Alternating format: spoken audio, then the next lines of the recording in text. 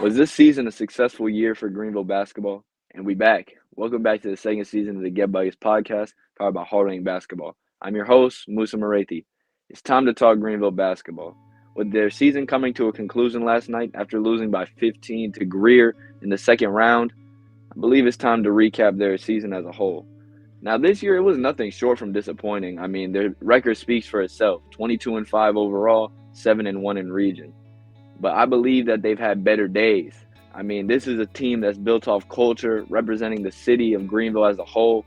And in Greenville standards, I don't believe it was necessarily a successful year. And I'll explain why. Overall, one of the best records in the area easily. And they had great moments.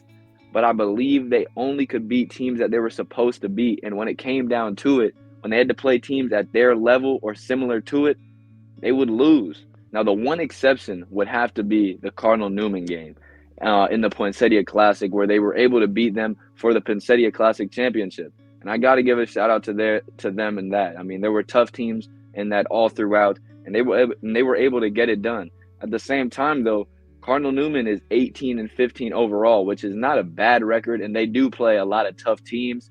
But I mean, I feel like that wasn't the best team that Greenville played all year.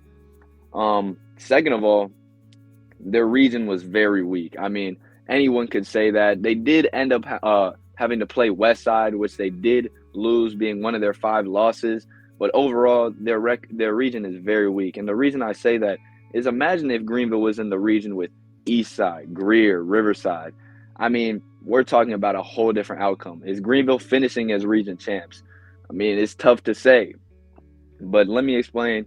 There are only 5 losses this year, coming to 1, Landrum, which is one of the better 2A schools in the area, coming out of Spartanburg, Powdersville, one of the top 3A teams in their class. However, Riverside beat them, and Greer beat them twice earlier on in the year. And their last loss before the Greer playoff loss being Westside at home after winning by 20 on the road, which to me just didn't make sense. Westside always seems to just have their number. But this season, I mean, it was a little inconsistent, I felt like. Although they did get a lot of wins, it just felt like they were a little inconsistent. Although they knew how to win, like when they had to beat Greenwood to solidify that first place in region, I think they could have been a little more locked in. And maybe that's because they didn't have any seniors outside of Chase Bray. I mean, last year they had guys like Elijah Jones, Isaiah Mosley to really keep the guys locked in throughout. And I would even accredit this to saying they don't really have that guy. I mean, although they have a really good collection of players, who is the best player or quote-unquote that guy for their team? And while these other teams have good surrounding pieces, they still have that guy. Greer has Amari, Riverside has Julian, Eastside has Justin. And I just didn't feel like Greenville really had that solidified leader or guy to just go to late in the game.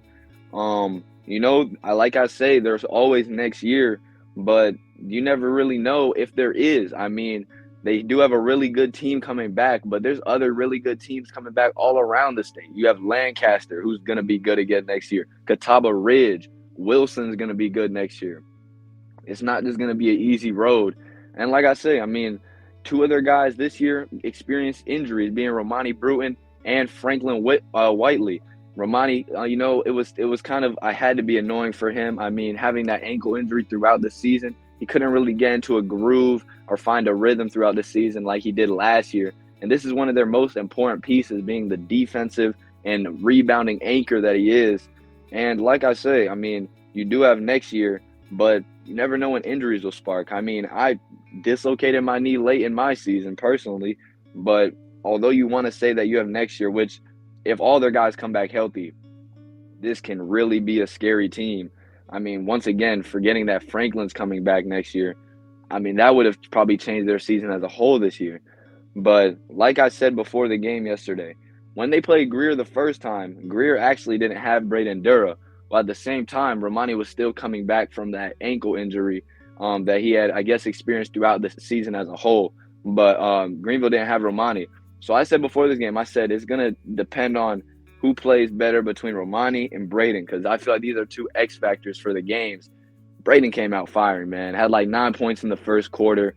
Defensive anchor, hard to score in the paint on him when he's down there blocking shots.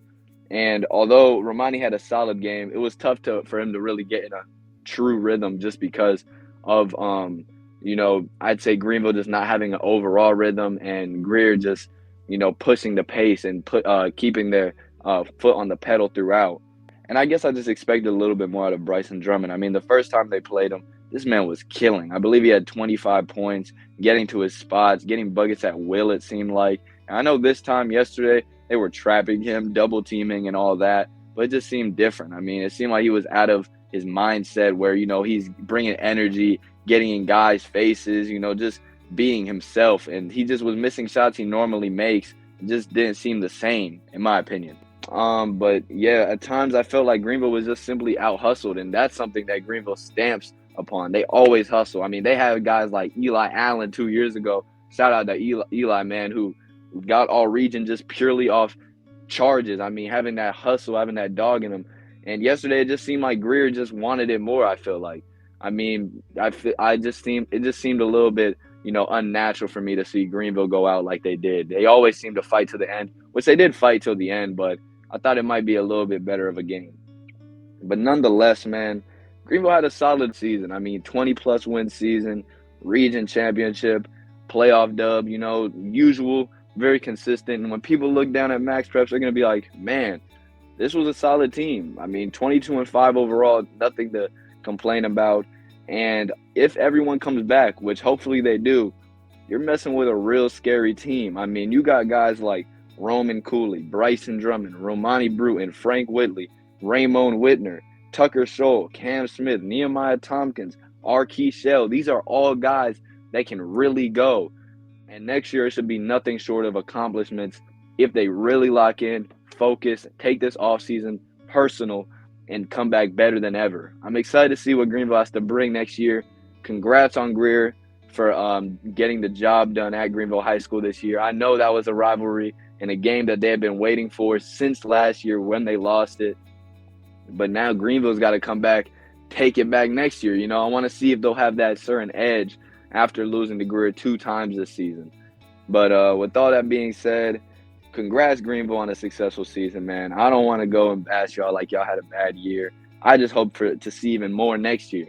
But with all that being said, man, till next time, peace. And congrats to all the teams making it to the 3rd round. Best of luck.